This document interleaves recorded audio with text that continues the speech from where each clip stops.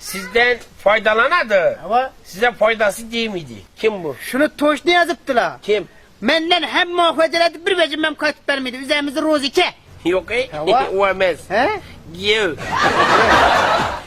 İna imandan kız var eken. Yok Karındaş emmez, yat emmez. Konuşun. Belanı yap sen. Av. Boğaca. İndin ama atanesi yok. Ha. Lakin buası bu. Vahe biçara şunam geçse yazıp mı la? Hı. Atanesi yok ha? Kim? Lekin bu vası ha? He. Ayne üzerimizi bakram biçara ahı. Yok tapılmadın. He? Bu kar kız bu. Ama inamını içtiğinde sen karga 300 yaşa girgenden kendinişe dedi.